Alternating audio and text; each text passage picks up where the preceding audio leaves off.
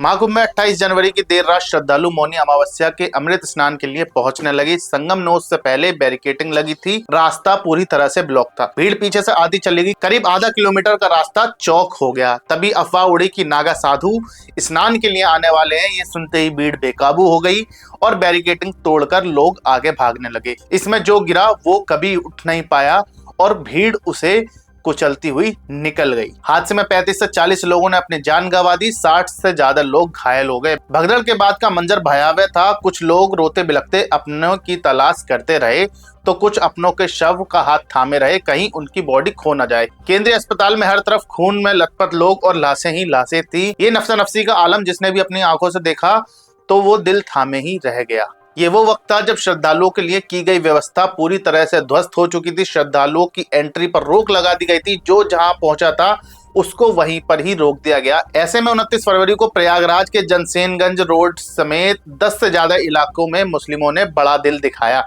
25 से 26 हजार श्रद्धालुओं के लिए मस्जिद, मजार, दरगाह, इमाम बाड़े और लोगों ने अपने घर के भी दरवाजे खोल दिए। लोगों के रुकने की व्यवस्था की गई। उन तक भोजन, चाय, पानी पहुंचाया गया। जिन्हें दवा की जरूरत थी उनकी तीमारदारी भी मुसलमानों की तरफ से प्रयागराज में की गई। 28 जनवरी की रात महाकुंभ क्षेत्र के 10 किलोमीटर एरिया में करीब 8 करोड़ लोग मौजूद थे। हादसे के बाद हाईवे पूरी तरह से जाम हो गया। बसों की रफ्तार थम गई। बड़ी संख्या में लोगों ने सड़कों पर ही रात गुजारी। श्रद्धालुओं को 29 जनवरी की रात भी सड़क पर ही काटनी पड़ी। ऐसे में प्रयागराज के मुस्लिमों ने गंगा जमनी तहजीब की मिसाल दी और मेला क्षेत्र से 10 किलोमीटर दूर खुलदाबाद सब्जी मंडी, मस्जिद, बड़ा ताजिया इमाम बाड़ा, हिम्मतगंज दरगाह और चौक मस्जिद में लोगों को ठहराने की व्यवस्था मुसलमानों के द्वारा प्रयागराज में की गई। इसकी कुछ तस्वीरें सोशल मीडिया पर जमकर वायरल हो रही हैं और लोग बाग इसको सराह भी रहे हैं। मुस्लिम समुदाय के मोहल्ले नक्शा कोहना, रोशनबाग, हिम्मतगंज, खुलदाबाद, रानी मंडी, शाहगंज के लोगों ने अपने घरों में श्रद्धालुओं को ठहराया और उनको चाय नाश्ता करवाया। जिनको खाने की जरूरत थी उनको खाने की चीजें दी गई और इन मोहल्लों में रात भर भंडारा चलाया गया।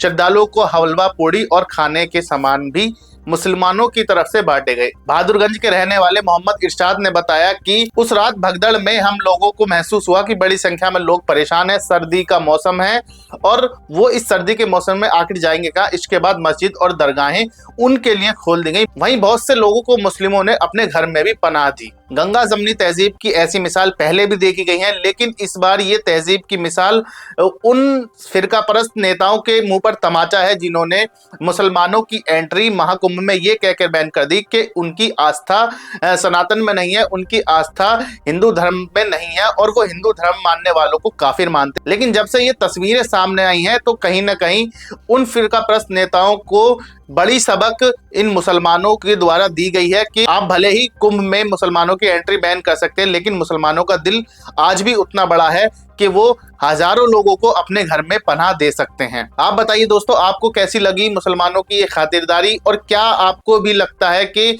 मुसलमानों ने जो किया वो इंसानियत के नाते किया? आपकी जो भी राय है हमें कमेंट करके बताएं और इस तरह की तमाम खबरों को देखने के लिए आप हमारे चैनल को जरूर सब्सक्राइब कर लीजिए।